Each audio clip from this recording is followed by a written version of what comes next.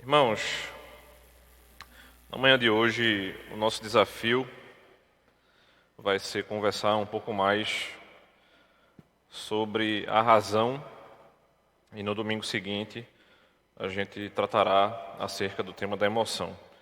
Eu decidi fazer essa divisão porque, primeiro, para que a gente tenha alguns entendimentos acerca disso e já iniciando algumas coisas, introduzindo algumas coisas acerca do próximo domingo. No próximo domingo não sou eu que darei a aula, então eu convidei um amigo, na verdade o Ronaldo convidou um amigo nosso para estar conosco e ele dará esse tema da emoção e a gente conversando sobre o seminário, ele decidiu dar essa aula sobre emoção. E eu, para ajudar a gente a entender melhor, hoje eu tentei trazer alguns estudos de caso, alguns casos práticos, para que as coisas fiquem mais claras para a gente não fique conjecturando e tentando pegar o assunto no ar sem que a coisa funcione na prática. Então eu peço a você que, se você não estiver em um dos nossos grupos da igreja, se você tem algum conhecido que está com você na manhã de hoje, peça para ele lhe enviar. A gente já está tirando as cópias em papel, então se você quer o papel, eu peço que você tenha um pouquinho de paciência e daqui a pouco a gente vai estar com as cópias em papel aqui embaixo já, ok? Deixa eu beber só uma aguinha que minha garganta está...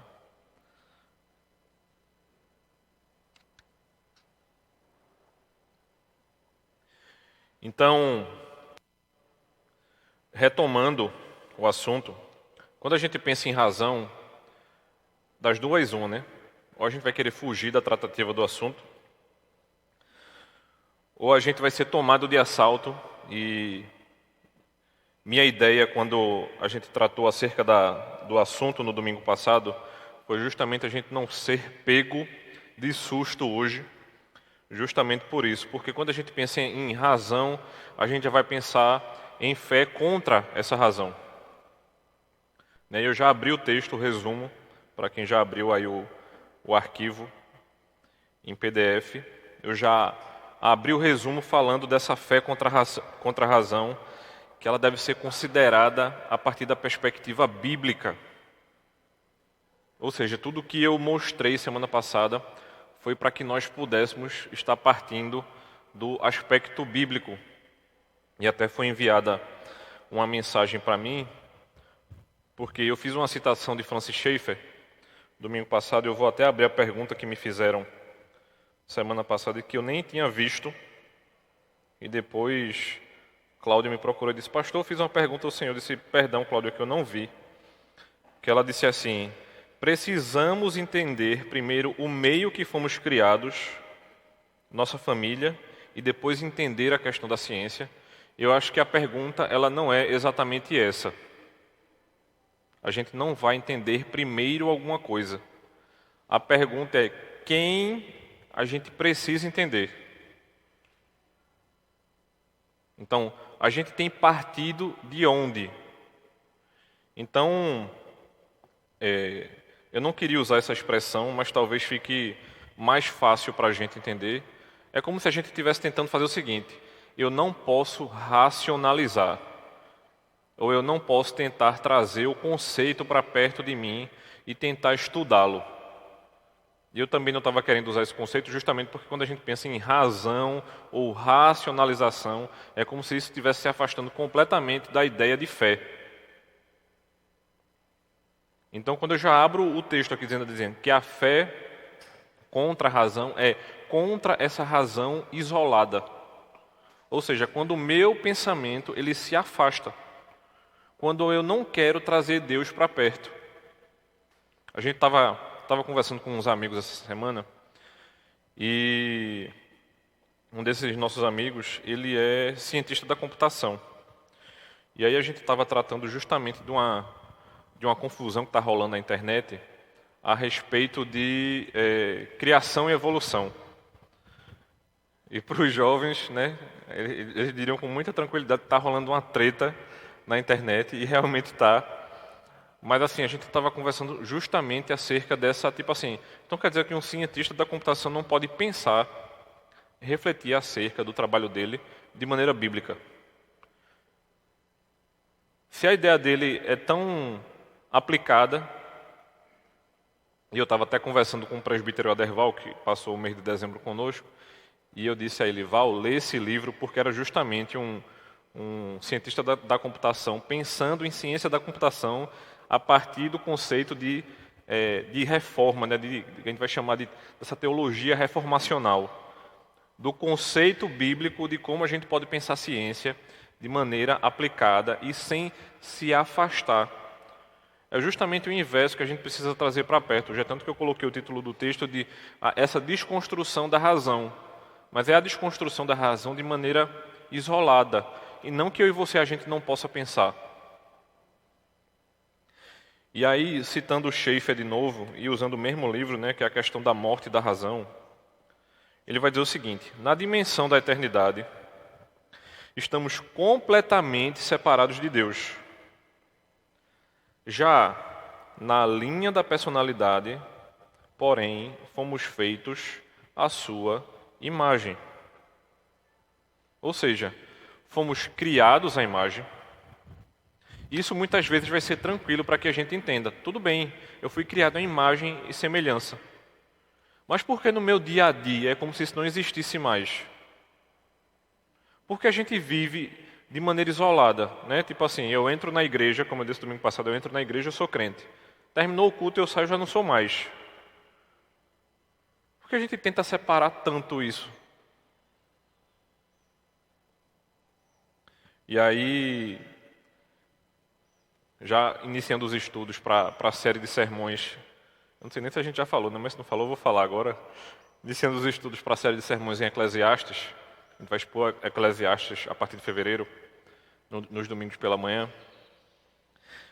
E aí Emílio Garofalo Neto, ele vai trazer justamente uma citação a respeito disso, em seu livro, no comentário de Eclesiastes, que ele vai dizer o seguinte: todo cientista está fazendo o que Deus o criou para fazer, mas boa parte deles o fazem em rebelião. Esse descrente pega o mundo de Deus, usa sua mente dada por Deus, sua capacidade de observação e análise dada por Deus, e diz que Deus não existe.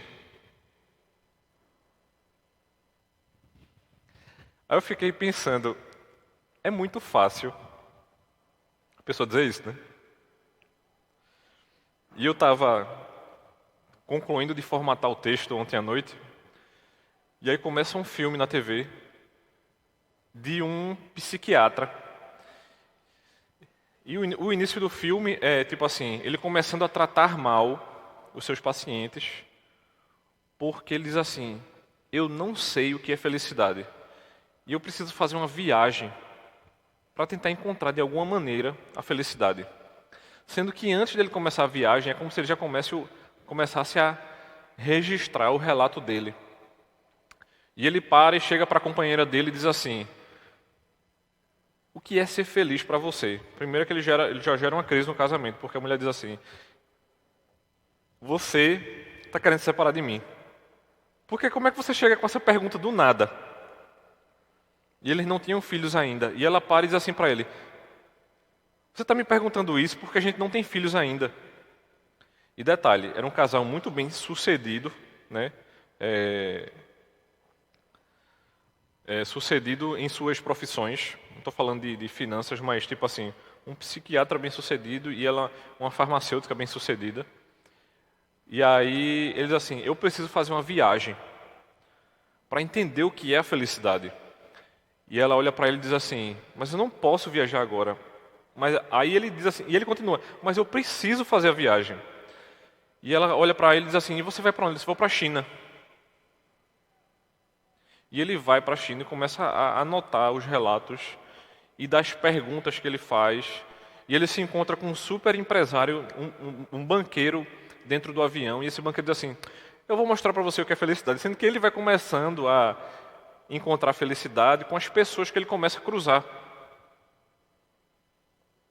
Ou seja, ele começa a registrar a felicidade das pessoas que dizem para ele o que é felicidade. Ou seja, felicidade, segundo esse psiquiatra, é aquilo que é dito para ele. Então, para o banqueiro que ele cruza, é colocar esse pesquisador num super hotel de luxo na China. E ele sai de um super hotel de luxo na China e vai e pega um voo caindo os pedaços para a África. Ou seja, sai da Inglaterra, vai para a China, vai para a África. E eu curioso para saber o final do filme, mas eu não vi. Mas eu disse, rapaz, eu preciso terminar de ver esse filme. Porque isso é justamente... E já eram 3 horas da manhã, viu, irmãos? E eu disse, rapaz, isso é justamente aquilo que a gente começa a buscar de maneira isolada, quando eu e você, a gente não tem Deus. A felicidade, ela pode estar em algo que nos é contado. Ou seja, não era um estudo científico mais. Era ele buscando de maneira empírica, ou seja, anotando relatos de pessoas. Eu não posso nem dizer que ele estava fazendo uma tabela de Excel, né, Zé? Porque ele estava com um caderninho anotando tudo aquilo que ele estava registrando. Mas, quando eu e você nos voltamos para aquilo que os estudiosos bíblicos, né, nos chamam, Jay Adams, relatando acerca de autoestima, né, até joguei a centelha semana passada, mas não entrei mesmo no assunto. Ele vai dizer o seguinte acerca do paganismo. Antes de procurar as necessidades mais elevadas, eu preciso que as minhas necessidades básicas sejam satisfeitas. E ele vai dizer que o modo pagão prevalece justamente porque é possível que insistamos em tais teorias, mesmo sendo crentes e nos encantando por isso. Ou seja, eu e você sendo crente, pegando o exemplo desse filme, desse médico, a gente poderia muito bem aceitar. Dizer assim, rapaz, eu não tenho minhas necessidades básicas atendidas. Ou o inverso, né? Eu tenho elas completamente atendidas, mas eu não encontrei o sentido da minha vida. Por quê? Se a gente começa a aceitar determinadas teorias que confrontam a nossa fé, e essa confrontação vai fazer com que você comece a refletir acerca da nossa vida, assim, rapaz, eu vou começar a botar na balança. E se a gente começa a misturar as coisas, e não se assuste com a palavra não, mas a gente está começando a dizer que o cristianismo ele se mistura com determinadas coisas, e essa mistura vai dar muito bem num determinado misticismo. Foi isso que aconteceu no início do Brasil aqui. Os católicos não conseguiam explicar a fé cristã, né, no caso o catolicismo, para os negros, e eles começaram a associar com a fé desses homens vindos da África. E aí é que começa o sincretismo, por exemplo, na Igreja Católica. Então, muitas vezes, a gente faz a mesma coisa e acha que não tem feito. Então, quando a gente olha para exemplos como esses, né, surge a seguinte pergunta: será que Deus privou a sua igreja de uma determinada verdade, por exemplo, por 19 séculos ou 18? É tipo assim, até surgir, por exemplo, né, eu não disse que ia bater nela semana passada não, mas isso aqui não é ideia de... Eu não estou batendo na psicologia não, mas eu preciso citar lá. Até surgir a psicologia, a gente vivia num profundo buraco negro e a gente não era iluminado pela palavra.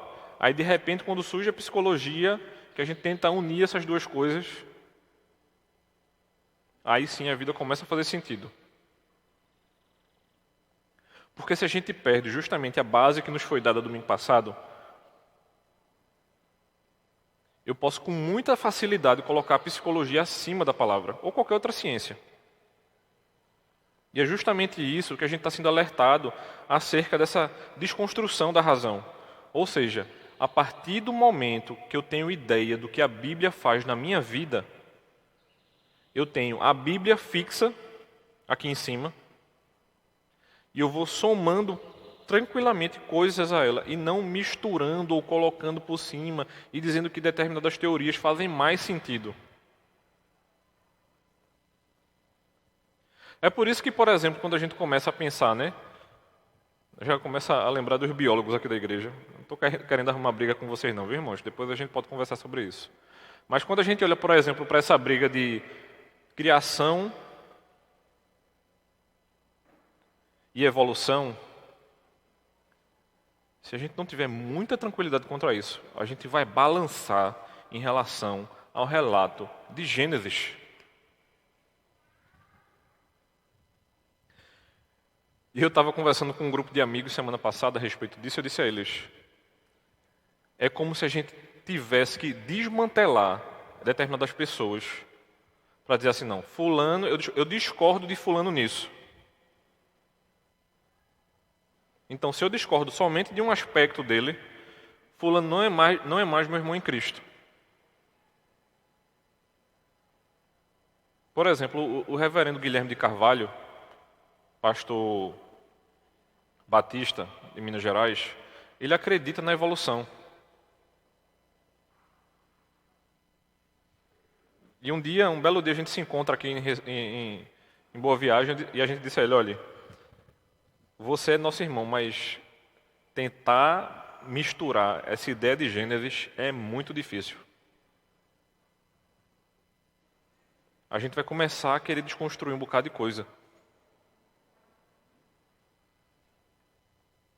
Então, se dentro da minha perspectiva bíblica, eu acredito que Gênesis aconteceu, e eu falo dos relatos iniciais de Gênesis, de maneira literal, ou seja, realmente aconteceram, vai ser muito difícil a gente abraçar a ideia da evolução. Muito difícil. E aí vai ser dito o seguinte, se Deus privou a sua igreja de uma verdade, a gente vai começar a substituir necessidade por desejo e desejo por necessidade. Esse é um dos temas mais centrais desse livro a respeito de autoestima. Por quê? Ele vai confrontar justamente a ideia de que eu preciso. Por exemplo, eu preciso ser amado. Quando a gente caminhar mais um pouco aqui, a gente vai entender que está havendo uma inversão a respeito daquilo que Deus criou para fazer, para nós sermos. Por exemplo, se Deus chega para mim e diz que no mundo eu terei aflição, e eu preciso ser amado, a probabilidade dessas duas coisas caminharem juntas é muito difícil. A não ser que você tente juntar um bocado de ideia desconexa e dizer assim, rapaz, eu vou caminhar no meio dessa loucura inteira. Por quê? Deus disse que era para que eu e você amasse Ele acima de todas as coisas. E não que nós seríamos amados acima de todas as coisas. Não é à toa a ordem dos 10 mandamentos não, irmãos. Quando a gente vai para Êxodo, capítulo 20, e diz assim, ame ao seu Deus acima de todas as coisas. Ou seja, o primeiro bloco dos 10 mandamentos é a respeito de Deus. Ou seja, ame ao Senhor teu Deus. Não coloque nada acima dele. Guarde o sábado. Aí depois vai começar. Não faça aquilo, não faça isso.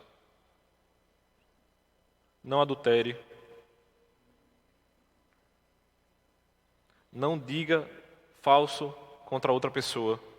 Então, quando eu e você olha para uma proposição como essa, que nós somos chamados, e ele vai dizer o seguinte, nós deveríamos, na verdade, viver de acordo com o elevado padrão da sua posição legal em Cristo.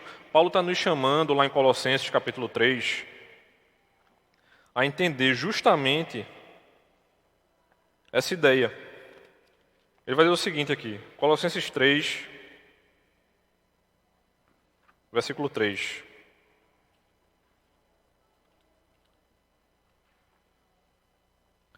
Porque vocês morreram e a vida de vocês está oculta juntamente com Cristo em Deus.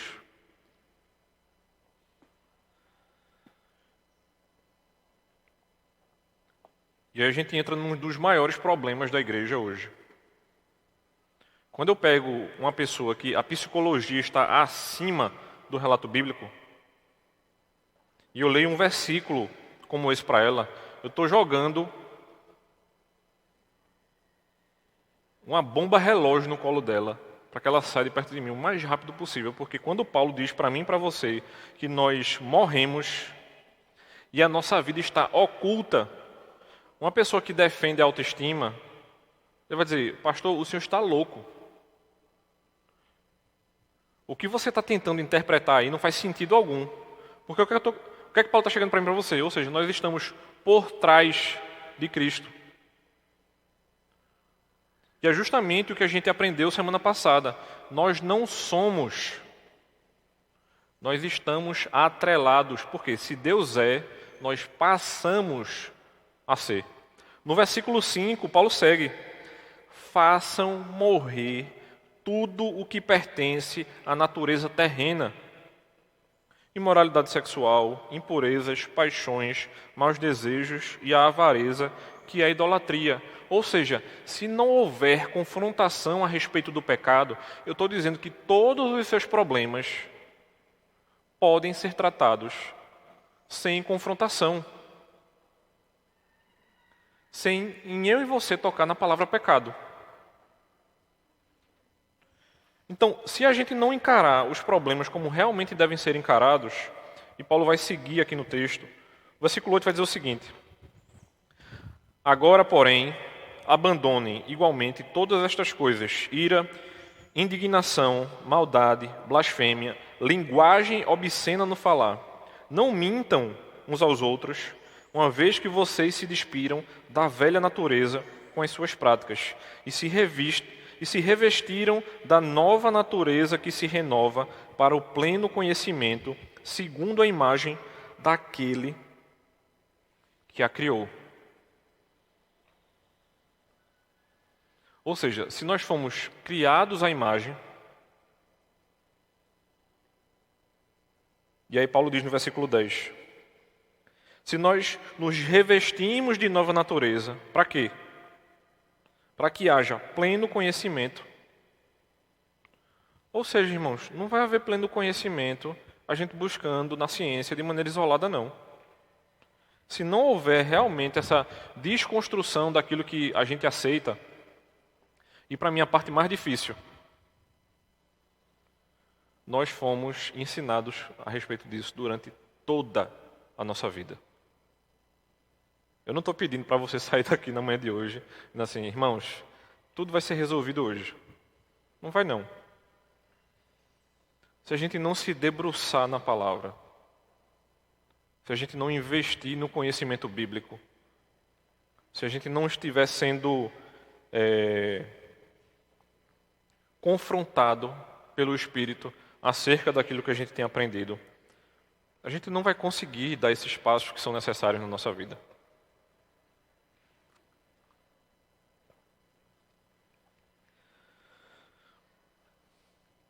Tratando acerca disso, eu vou contar uma história para vocês agora, que é um exemplo ótimo. E é a história de uma mulher chamada Amélia. E não tem nada a ver com a música não, viu? Os mais velhos aí. E ela vai ser apresentada da seguinte maneira. A atração pelo lesbianismo é algo que ela jamais escolhera de maneira consciente. Quando a gente ouve uma história dessa, é justamente como tem contado para nós, por exemplo, a respeito de homossexualidade. Se ela não escolhe de maneira consciente, ela nasce. Se ela nasce, não é um problema. Se não é um problema, não é um pecado. Simples e direto de entender. Agora, a partir do momento que eu olho para uma história como essa e diz assim, não, o que é que a Bíblia me diz a respeito da nossa sexualidade? Fomos criados à imagem e semelhança de Deus, homem e mulher. Então, quando eu olho para a antropologia bíblica e Deus me diz que foi criado homem e mulher, mesmo que a gente não saiba explicar o que está acontecendo aqui, você vai dizer, tem um problema. E ela poderia ter muito bem nos dito que ela é uma receptora involuntária de desejos lésbicos. A ciência poderia muito bem nos dizer isso de maneira muito tranquila. Mas quando a gente olha para a história de maneira bíblica, a gente verá o seguinte. Amélia e talvez o seu terapeuta, eles pensam como Pelágio e não como Agostinho e a Bíblia. Pelágio, ele pensaria da seguinte maneira: no entendimento pelagiano, somos responsáveis apenas por atos conscientes da nossa vontade. Ou seja, aquilo que Davi ora, que Davi diz assim, e me perdoa inclusive pelos pecados que eu não tenho consciência, não faz sentido a oração de Davi. Se a gente fosse abraçar a ideia de Pelágio. Irmãos, o pelagianismo é uma heresia antiga da história da igreja. Não é de agora. David Powlison está mostrando para mim e para você apenas um relato de uma história recente e que muitos, com muita tranquilidade, acreditariam de maneira errada. É como se ela tivesse decidido ser conscientemente lésbica. A partir do momento que ela pensasse isso, seria uma escolha responsável. Ou seja, se fosse uma decisão consciente, seria pecado. Mas como não foi, não pode ser.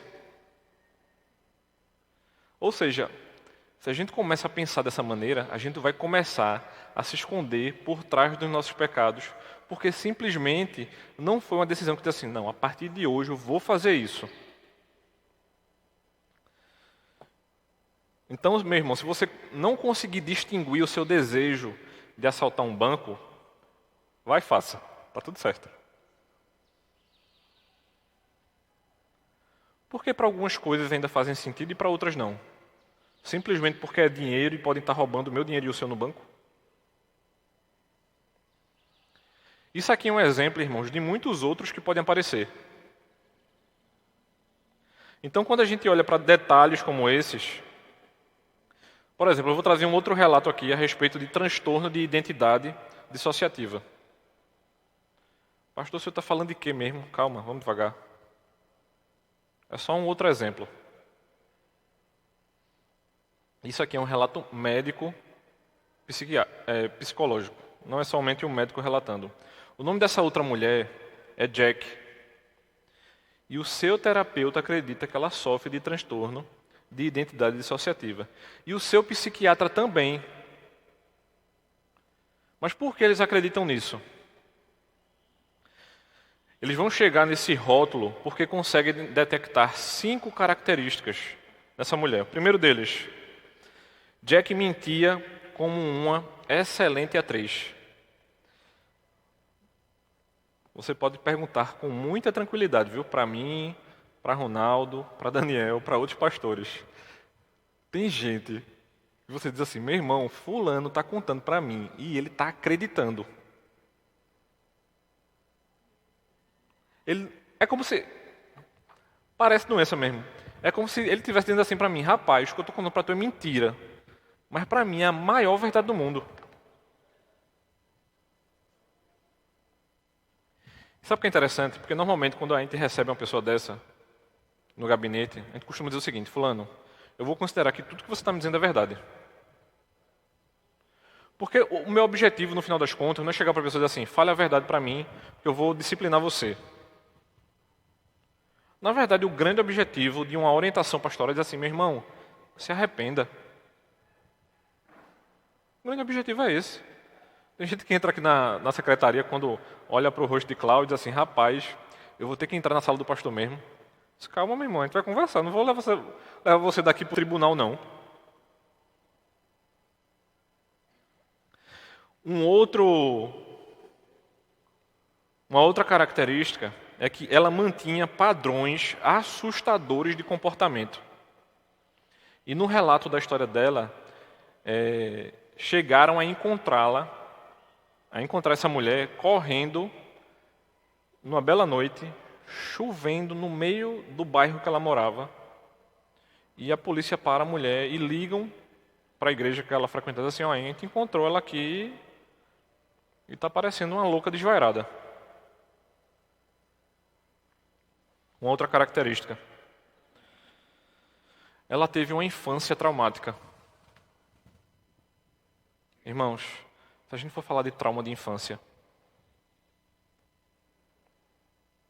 eu acredito que possivelmente metade da igreja se levanta.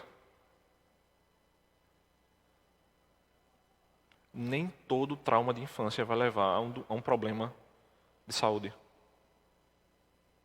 Muitos podem levar, mas nem todo vai. Jack, ela tinha uma grande dificuldade de controlar suas emoções. Ela ia para os extremos com muita facilidade. E ela estava começando a perder blocos de tempo. É como se determinada parte da história de vida dela não fizesse mais parte da memória. Quando a gente começa a olhar para histórias que são realmente muito bem montadas para a gente diria assim, rapaz, faz sentido. A gente é muito tentado a isso. Eu digo a você, meu irmão, com muita tranquilidade. Não é somente você, não. Nós, líderes da igreja, pastores e presbíteros, a gente é muito tentado a isso. Eu estava conversando com alguns irmãos, quando eu mergulhei nessa história aqui, que é trazida para a gente, eu estava tratando um caso aqui na igreja, que eu disse, rapaz, eu não sei como resolver isso não.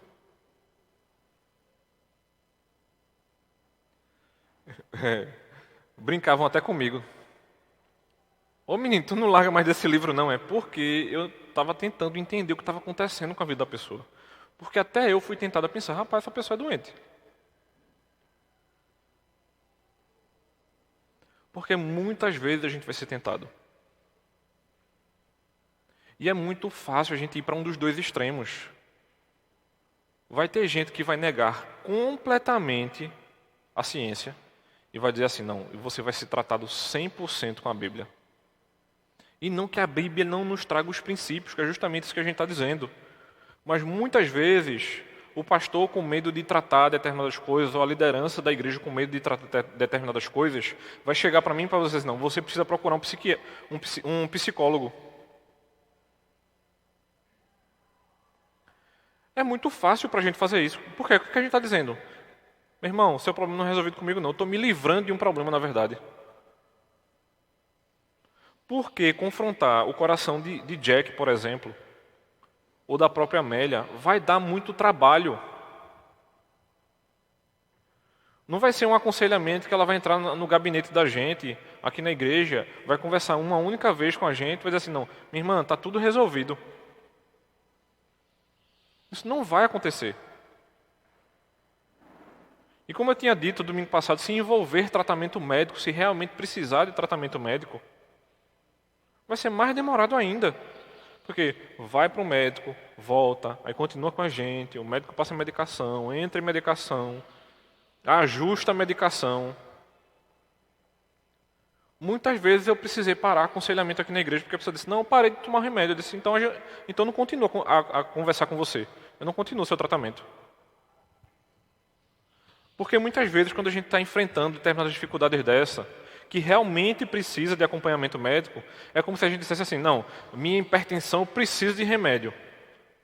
Mas como é um problema da mente, eu estou com déficit enzimático no cérebro, eu trato isso, porque como o meu humor reajustou, está tudo certo. Meu irmão, seu humor reajustou porque você está precisando da medicação. E a medicação reajustou o seu humor, para a graça e glória de Deus. Olhe, se existe um negócio sinistro, que eu queria que poucos de vocês presenciassem, é quando alguém decide parar uma medicação dessa. Porque é uma medicação normalmente muito forte e a pessoa acha que pode desligar o botão da medicação do dia para a noite. É por isso que os médicos normalmente falam de desmame. Porque se você tomava 1 miligrama, você vai passar a tomar 0,75, depois 0,5, depois 0,25, para você conseguir parar. Não é à toa que muita gente chama remédio de droga não, porque realmente afeta você. Mas não é somente isso. Se a gente olhar simplesmente como um problema médico, a gente vai estar falhando. O relato acerca da história dessa mulher, de Jack, vai dizer que inicialmente não havia conversão. Mas a partir do momento que ela livra-se da escravidão do pecado e abraça a graça de Deus, toda a perspectiva muda. Nos meses seguintes, ela teria uma grande oportunidade de exercer arrependimento. E de que jeito? Vão ser mostradas 3 maneiras de fazer isso. A primeira delas é a seguinte: apropriando-se do Evangelho diariamente e abraçando o amor de Deus. Se a gente for lá para a carta aos Efésios, capítulo 3, versículo 17, o texto bíblico nos dirá o seguinte: e assim, pela fé, que Cristo habite no coração de vocês, estando vocês enraizados e alicerçados em amor. Isto para que com todos os santos vocês possam compreender qual é a largura, o comprimento, a altura e a profundidade, e conhecer o amor de Cristo que excede todo o entendimento, para que vocês fiquem cheios de toda a plenitude de Deus.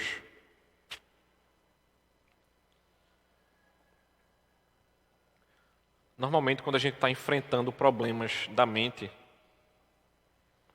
seja se a gente estiver propenso a abraçar a razão ou a abraçar a emoção, quando a gente não está cheio de Deus, a gente não vai conseguir fazer isso.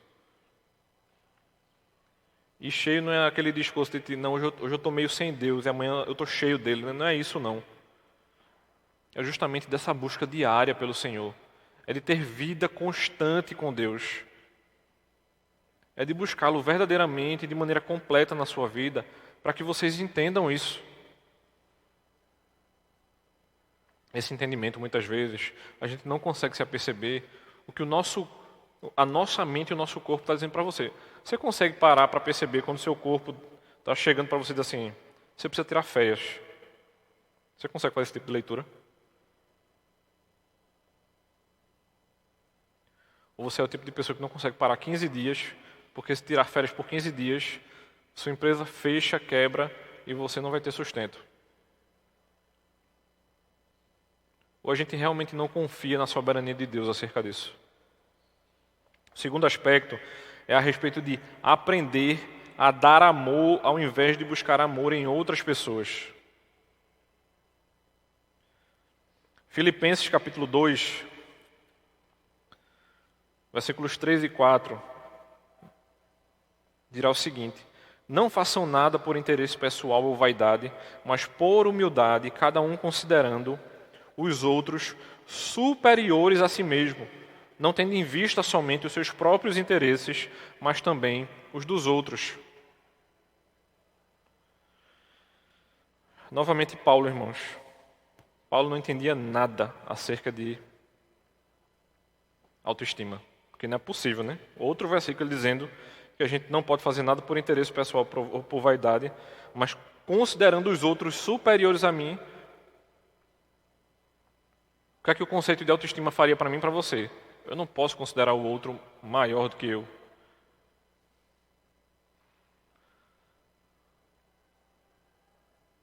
Existe um grande falador aí, que eu não posso nem chamá-lo de teólogo, que ele diria que você é o centro da vontade de Deus. Das duas, uma, né? Ou ele está falando a verdade, ou Paulo está falando a verdade. Porque Paulo está me dizendo aqui que cada um considere o outro superior a si mesmo. Ele não está falando nem de Deus ainda, ele está falando que eu preciso considerar o outro. E o versículo 4 diz que eu não posso ter em vista somente os meus interesses, mas também os dos outros. Paulo não está confrontando o nosso ser aqui não, irmãos. Paulo está confrontando o meu e o seu egoísmo. Porque se o coaching chega para mim e para você e diz que você é mais importante e tudo aquilo que você espera você vai conseguir, tem alguma coisa errada. Porque Paulo está me dizendo que eu preciso olhar para o interesse do outro também.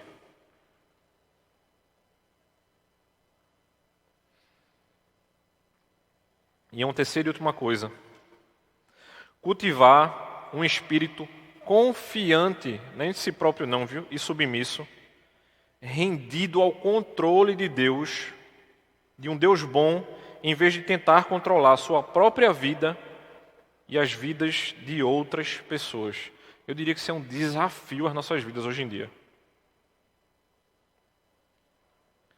E eu digo a você, meu irmão, com muita tranquilidade, normalmente, e eu estou falando isso do processo inicial de ansiedade, certo? Eu não estou falando de uma ansiedade profunda, não. Uma ansiedade profunda a gente vai ter outros tipos de problema. Mas eu diria que problemas relativos à ansiedade, ele está justamente nesse terceiro aspecto aqui. Se eu realmente não consigo me render a esse Deus bom, eu vou tentar controlar ou a minha vida, ou a vida dos outros, ou as duas coisas.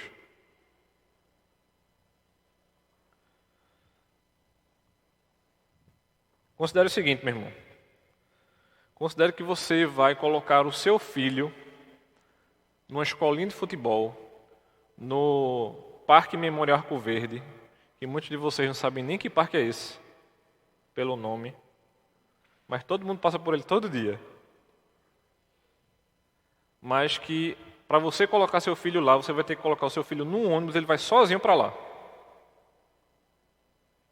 E aí, vai ou não vai?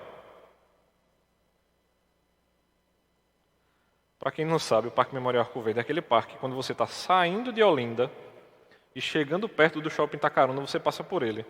Antigamente existiam grades cercando ele, certo?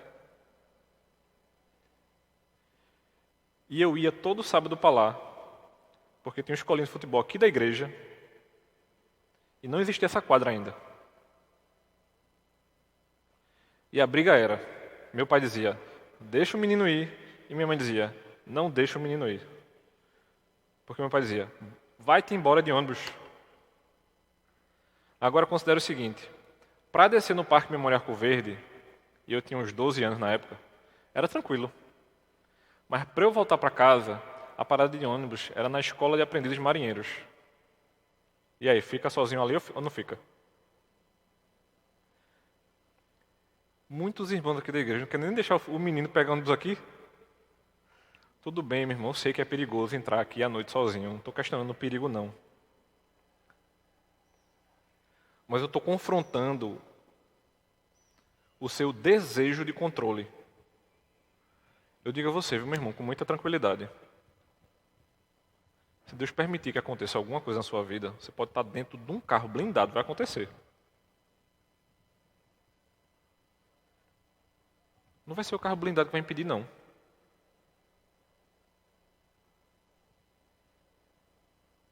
Eu estava brincando, acho que foi com a Amanda essa semana. Não foi com a Amanda não, mas enfim. Eu disse a ela, rapaz, completou um ano que arrombaram meu carro. E eu estava brincando na mesa de um casamento de dois irmãos aqui da igreja ontem. Eu disse, e tu acha que eu disse para Viviane, que tipo assim, levaram meu notebook.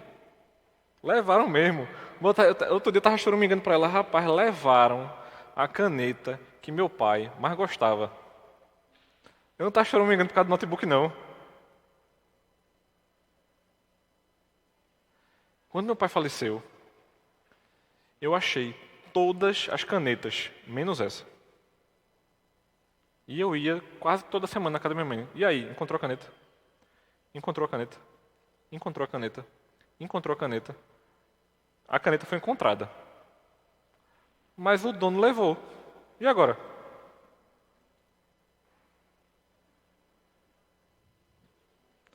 A gente não tem controle sobre nada não, meu irmão.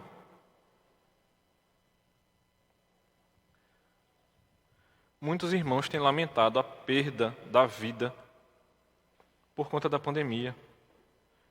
E a gente realmente deve lamentar. Aí minha sogra me perguntou, e aí, vou para Recife ou não vou? Meus sogros moravam em Brasília até sexta-feira.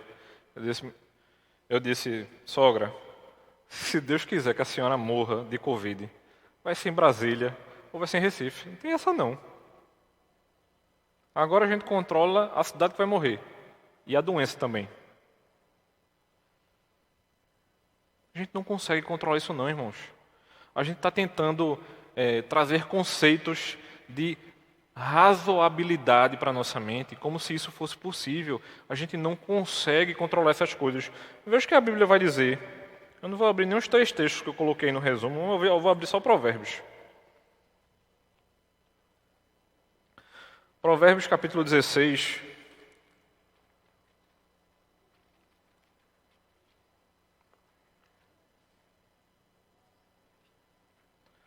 Versículo 9.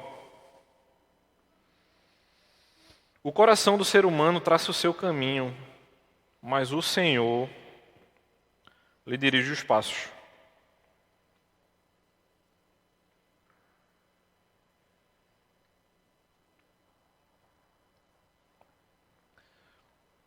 Veja bem como são as coisas.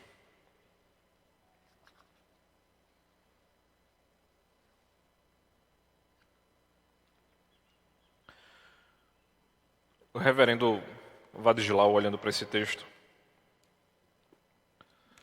para essa tratativa, ele vai nos lembrar acerca de alguns povos que tentaram ter determinado controle sobre aquilo que eles pensavam. E ele vai dizer o seguinte: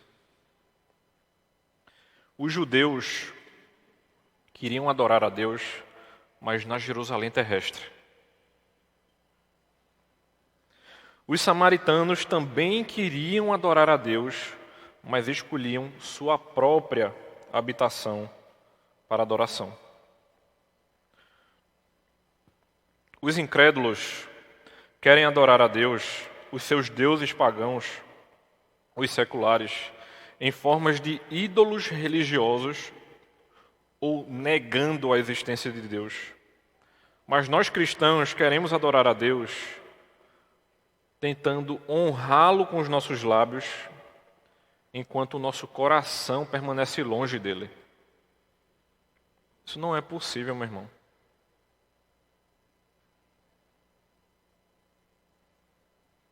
Lá em Romanos 10, diz que a gente deve falar com a nossa boca a respeito do que a gente acredita. Romanos 10, capítulo 9, versículo 9 e 10. Quando eu falo que eu acredito em Cristo, não é somente proferir que eu acredito nele. Mas o meu proferir deve ser uma coisa que já aconteceu dentro de mim. Se o coração ele é o centro de todo o nosso ser, como o judeu acreditava, né?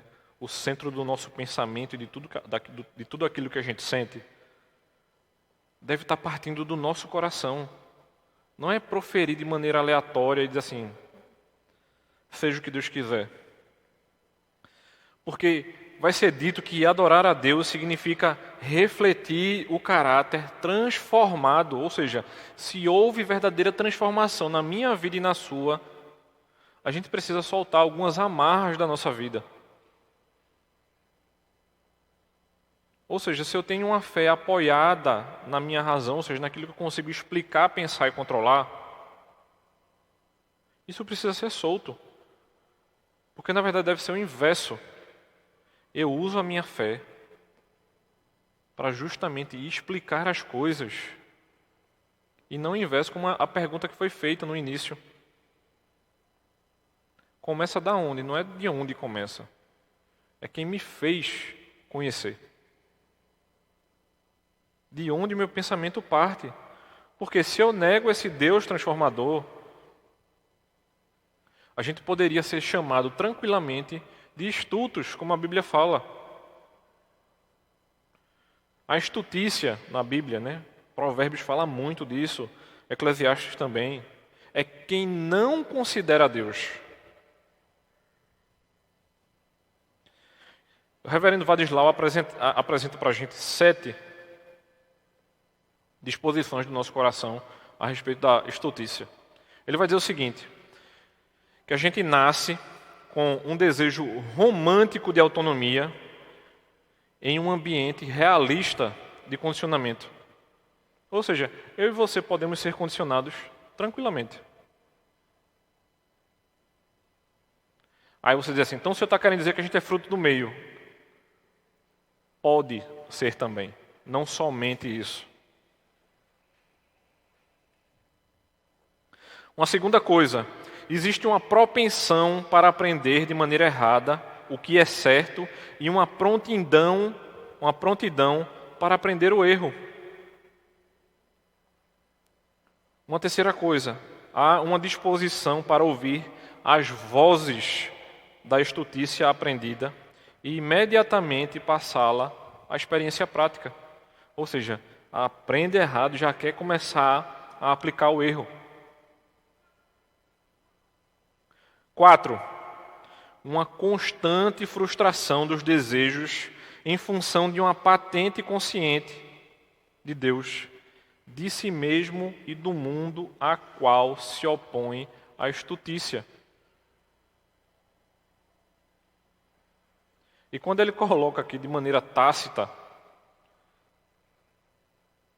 é porque a gente já sabe que o mundo está entregue à estutícia.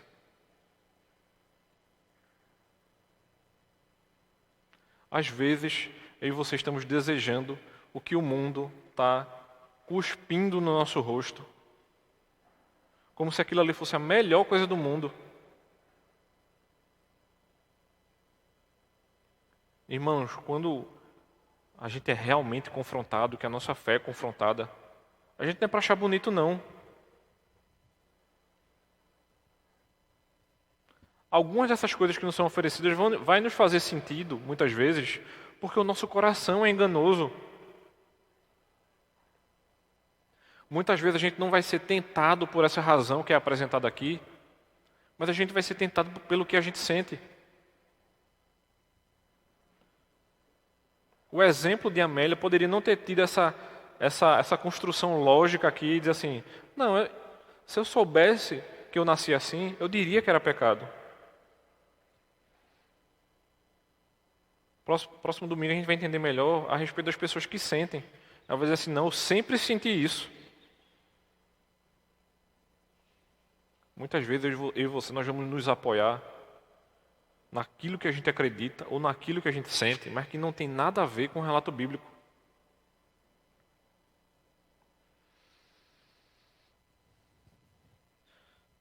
Nascemos também, 5, com a tendência para reestruturar a vida sempre com uma motivação de autojustificação e com base nessa própria estutícia. É a coisa mais comum que acontece. Você sempre tenta justificar o seu pecado. Sempre. Todos nós vamos tentar fazer isso, irmãos. Dos desejos mais simples, tipo assim, a comer mais um biscoito, aos desejos mais complexos. Eu sinto que eu não gosto mais de você. Ou você pode criar uma construção muito lógica para dizer que você precisa se separar. Não, fulana faz isso. Eu já pedi para ela por 15 anos que ela parasse de fazer isso. E como ela não parou, então agora eu posso me separar. Está tudo resolvido. Ou seja, você explicou de maneira lógica porque você quer separar. Mas Deus não está perguntando para mim e para você se a coisa é lógica ou sentimental, não. Ele está dizendo para mim, chegando para mim e para você, dizendo assim, você vai se entregar à corrupção do seu coração? A pergunta é essa.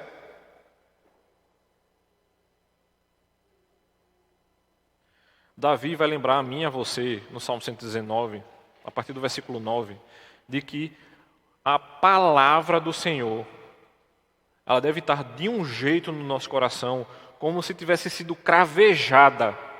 Você já tentou tirar uma pedra de uma joia? Eu digo a você, você nunca vai conseguir. Porque, como diz o processo de cravejamento, ela é encaixada de um jeito que ela nunca vai sair. Se um dia você tiver a oportunidade de ver um diamante, tente tirá-lo da joia. Se você conseguir, não é um diamante. Essa é a ideia de Davi no Salmo 119. Que a palavra de Deus deve estar, de um jeito que, não saia. Mas a gente precisa estar buscando a Deus para que isso aconteça. 6. A gente nasce com um incongruente desejo de transformação, com impulso para a estabilização. E o interessante é que normalmente eu e você a gente vai buscar essa estabilização a partir de coisas que aparentemente são confortáveis para mim e para você.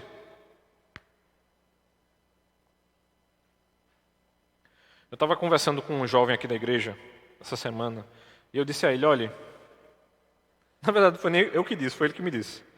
Ele disse, não, por conta da pandemia eu tenho evitado ir para a igreja. Mas ele não tem evitado trabalhar.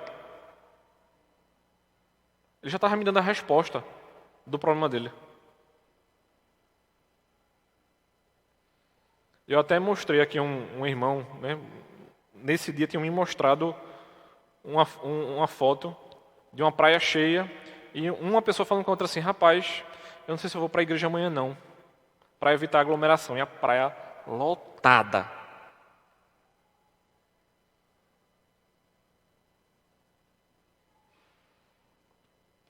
Eu fico me perguntando, a pandemia está só na praia ou está no ônibus cheio também?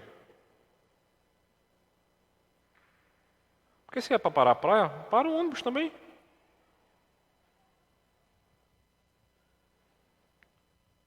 Vai haver incongruência.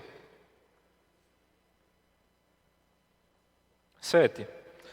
Uma autoconfrontação. Nascemos com uma autoconfrontação generalizada com a vaidade da vida sem Deus. Faz sentido a gente caminhar sem Deus. Porque ser confrontado pela palavra dá trabalho. Dá trabalho, irmãos. Às vezes você passa a semana desorientado porque você lê um texto bíblico e aquele texto bíblico passou a semana lhe confrontando. Não tem gente que diz assim, né? O pastor sabe da minha vida. Porque o que ele falou para mim, o que ele falou hoje foi para mim. O pastor não sabia de nada, meu irmão. É a palavra lhe confrontando.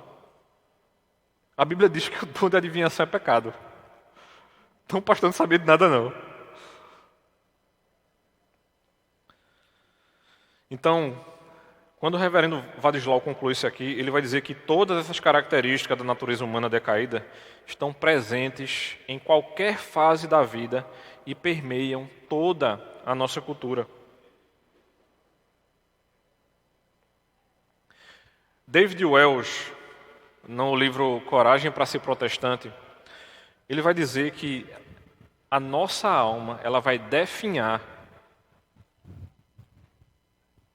quando eu e você cedermos ao curso deste mundo, como bem nos lembra Efésios capítulo 2, versículo 2. O texto de Efésios nos dirá o seguinte. Vou ler a partir do versículo 1. Ele lhes deu vida quando vocês estavam mortos em suas transgressões e pecados, nos quais vocês andaram noutro tempo, segundo o curso deste mundo, segundo o príncipe da potestade do ar, do espírito que agora atua nos filhos da desobediência. A gente precisa ser remido desse espírito do mundo. A gente não tem que se entregar a isso não, meu irmão. Porque quando a gente encontra-se com Deus, se Deus faz parte do centro da nossa vida, nós não tentaremos ser deuses da nossa própria vida. A gente não precisa ceder ao desejo de glorificação humana. A gente não tem que ser o centro da nossa própria vida. A gente não tem como pensar em sabedoria e não ser lembrado de Salomão, irmãos. Você já parou que normalmente a gente pensa na sabedoria de Salomão, mas a gente se esquece da estultícia do final da sua vida? Tem um livro muito interessante. Ele é de Philip Ryken. E o título do livro é o seguinte: Rei Salomão, as tentações de dinheiro, sexo e poder. É um livro que vale a pena você ler, meu irmão. E a pergunta de Ryken é a seguinte: como Salomão, um homem tão sábio, pôde ser tão insensato? E a resposta a respeito da nossa razão insensata vai ser mostrada aqui de maneira muito simples para mim e para você. Mesmo que muitas vezes a gente vá buscar a resposta na filosofia, e isso não é de todo errado, porque se a nossa visão a respeito da filosofia ela tiver sido redimida, vai ser fácil, e a gente vai poder analisar outras coisas e aspectos, mas de maneira muito simples de ser apresentado para mim e para você aqui.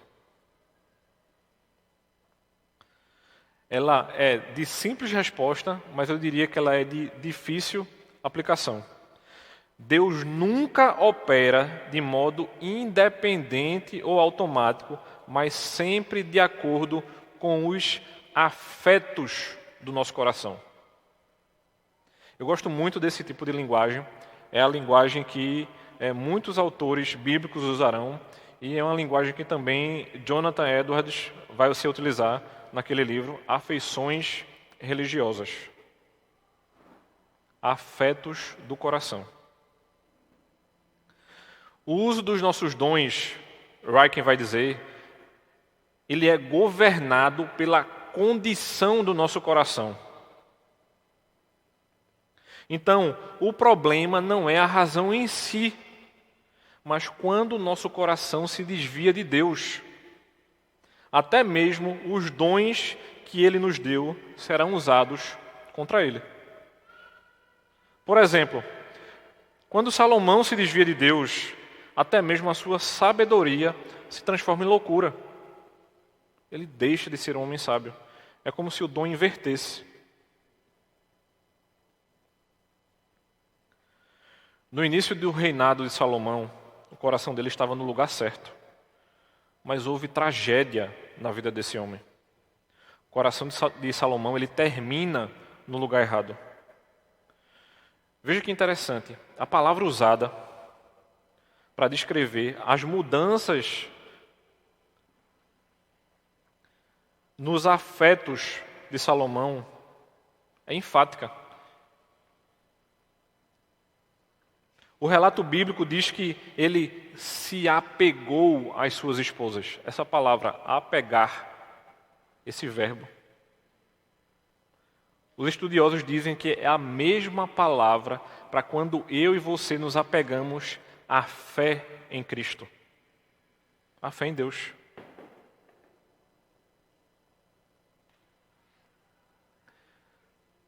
Eu citei Doiver semana passada. E lembrando dele, ele vai chamar isso de motivo básico religioso.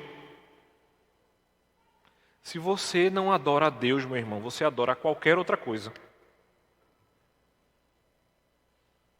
Não existe o nulo nisso aí.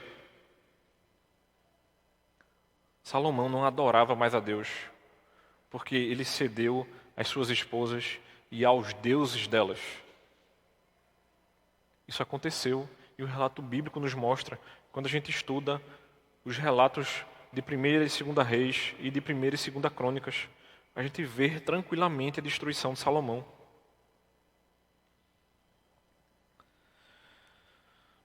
Então, a partir do momento que eu e você, e encerrando, né? Para a gente poder ir para as perguntas. A partir do momento que eu e você cultivarmos um vasto conhecimento, que nós servirmos aos pobres, mesmo que a gente oferte para a obra cristã, que a gente até possa ensinar na igreja e que a gente também possa oferecer conselhos espirituais, nenhum desses dons protegerá do nosso fracasso espiritual. Se eu e você estiver amando mais ao mundo, ou a gente estiver amando mais a nós mesmos do que a Deus, a gente fracassará, irmãos, com toda a certeza. Não há exemplo mais simples e fácil do que esse de Salomão a respeito disso. Ou seja, nós iremos conseguir desconstruir o nosso apoio na razão a partir do momento que a gente estivesse utilizando da verdadeira sabedoria. Paulo vai falar no início da primeira carta aos Coríntios de que essa sabedoria ela se encontrava em mistério, mas que esse mistério havia sido revelado para o povo de Deus. Se a gente não estiver firme em Cristo, a gente vai ceder, seja a nossa razão, ou seja, a nossa emoção. O problema não é a ciência, o problema não é a psicologia, muito menos a medicina, mas o problema é em quem o nosso coração tem se apoiado. Se o nosso coração não estiver, como disse Davi, e repito novamente, cravejado em Cristo, como lembra João, se ele é o Verbo, se o Verbo se fez carne, se ele habitou entre nós, se ele não conseguiu pecar, a gente precisa se apoiar nele. Não adianta, irmãos. Faça o que fizermos, independente da maneira que eu e você agir, se a gente não tiver apoiado em Cristo, pode ser a melhor explicação, pode ter a melhor teologia, a gente vai patinar da mesma maneira e vai ceder aquilo que o nosso coração está chamando a fazer. Vamos orar? Santo e eterno Deus, nós te agradecemos, Senhor, pelo ensino da Tua palavra que é tão rica. Te agradecemos porque Tu és um Deus misericordioso, Pai. E em meio a tantas turbulências, Senhor, Tu nos ajuda, nos orienta e faz com que a Tua palavra seja tão rica, Senhor, e nos traga a verdadeira base de que precisamos, Pai. Nós te agradecemos por termos acesso à Tua palavra e te pedimos também, Pai, para que irmãos nossos que não têm acesso tenham o privilégio de ter ajuda aos nossos irmãos da igreja perseguida, Senhor. Que a gente possa continuar estudando a Tua palavra com liberdade, com tranquilidade e entendendo de que a gente não precisa desligar a nossa mente, seja daquilo que a gente estudou na faculdade, seja daquilo que a gente ainda estuda, mas que tudo isso pode funcionar para a Tua honra e glória, Senhor. Nós te agradecemos por isso, Pai. Em nome de Cristo. Amém.